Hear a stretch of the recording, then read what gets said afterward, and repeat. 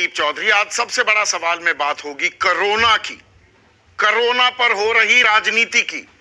और राजनीति तो 3 दिन से होने लगी है, लेकिन अब वो सिर्फ राजनीति नहीं रह गई है। अब कोरोना, ये महामारी, ये संक्रमण हिंदू मुसलमान भी हो गया है। जी हाँ, मैं बात कर रहा हूं दिल्ली के निजामुद्दीन इलाके में इस्लामिक धार्मिक आयोजन यानी मरकज पर उठे विवाद की। अब ये विवाद क्या है ये भी बता दूं। इसी महीने 13 से 15 मार्च तक हुई मरकज में करीब 2000 लोग शामिल हुए थे। इनमें से बड़ी तादाद में लोग अब तक, कुछ देर पहले तक निजामुद्दीन में ही तबलीगी जमात के हेडक्वार्टर्स में ठहरे हुए थे। 1548 लोगों को वहां से निकाला गया है, इनकी जांच की जा रही है। यहां फंसे लोगों में से 24 कोरोना पॉजिटिव मिले हैं, जबकि 1107 को क्वारंटीन किया गया है। अब सवाल उठ रहे हैं कि कोरोना के खतरे के बीच बिना इजाजत इतना बड़ा धार्मिक आयोजन कैसे किया गया। अब अलग अलग तर्क दिए जा रहे हैं, जिसका मैं चर्चा में तफसील से आपको ब्यौरा भी दूंगा और उससे जुड़े सवाल भी मैं पूछने वाला हूं। लेकिन अब राजनीति भी आ गई है। बीजेपी के सांसद हैं, दिल्ली बीजेपी प्रदेश अध्यक्ष हैं मनोज तिवारी, कहते हैं यह साजिश है। संक्रमित लोगों को यहां बुलाया गया। अब ऐसा कहा जा रहा है, ये कोरोना जिहाद तक के शब्द सोशल मीडिया पर फ्लोट करने लगे हैं, मानो देश में कोरोना का खतरा सिर्फ निजामुद्दीन से आया है। उससे पहले ना तो कोई कोरोना पॉजिटिव पाया गया, विदेशों से जो लोग आ रहे थे, भारतीय ही आ रहे थे, उन्होंने कोरोना नहीं फैलाया। जो निजामुद्दीन में आए उन्होंने ही कोरोना फैलाया है। अभी 4 दिन पहले आनंद विहार बस स्टॉप पर 33 हजार लोगों की आपने भीड़ देखी। उन्होंने कोरोना नहीं फैलाया है, वो संक्रमण नहीं फैला सकते। सब कुछ हुआ है तो सिर्फ निजामुद्दीन पर। ये नैरेटिव क्रिएट किया जा रहा है, जबकि ये महामारी आपको, मुझको, पूरे देशवासियों के सामने एक बड़ी समस्या है।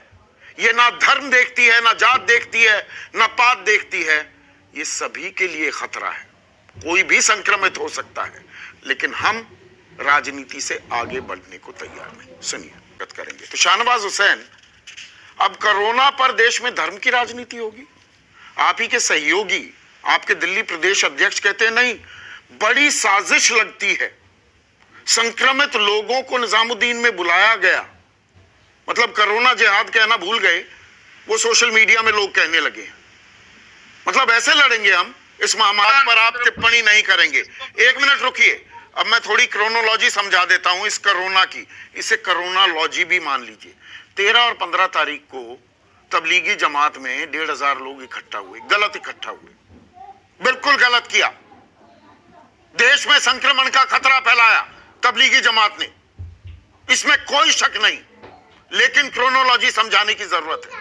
13 तारीख को देश का स्वास्थ्य मंत्रालय कहता है corona is not a health square.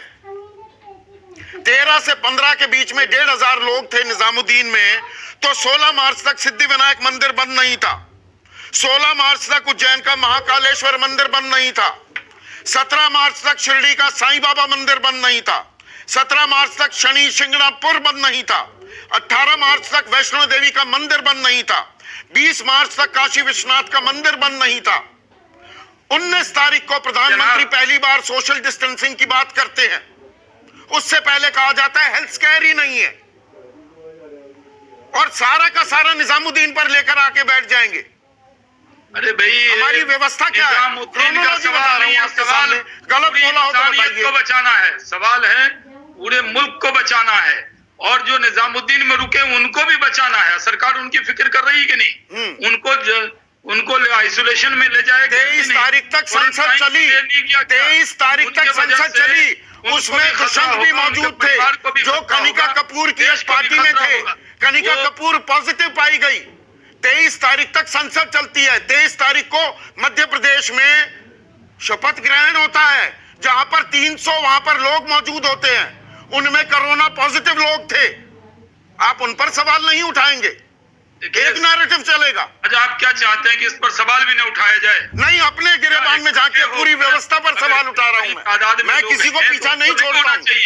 ये खुदकशी है, ये खुदकशी है। हाँ। आप जानते हैं कि अगर आप में से एक आदमी बीमार है, बुखार है, उसको जुकाम है, तो तुरंत डॉक्टर के यहाँ सबको भेजिए। बिल्कुल, ये खुदकशी भी तो है।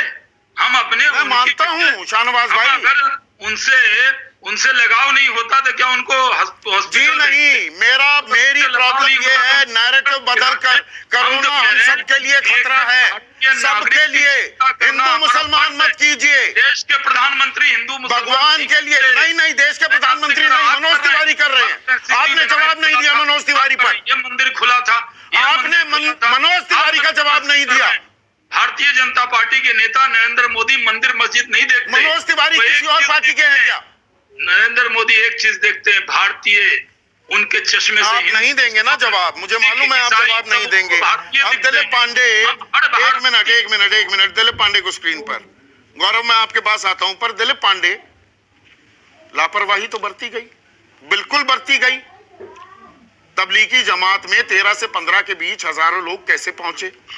हालांकि सवाल तो यह है कि इंडोनेशिया से 72, श्रीलंका से 34, म्यांमार से 33, किर्गिस्तान से 28, मलेशिया से 20, तमाम जगहों से ये लोग आए, तो हमारे एयरपोर्ट पर स्कैनिंग नाम की चीज नहीं थी क्या? व्यवस्था पर तो सवाल ये भी उठेंगे। लेकिन मुझे ये बताइए, ये मानते हुए कि हेल्थ थ्रेट थे और लापरवाही हुई और अफसरों के खिलाफ FIR होनी चाहिए, तो जो पिछले शनिवार को 30,000 लोग थे आनंद विहार टर्मिनस पर, बस टर्मिनस पर, वो किसकी लापरवाही थी? वहां FIR दर्ज होगी क्या? दिलीप पांडे,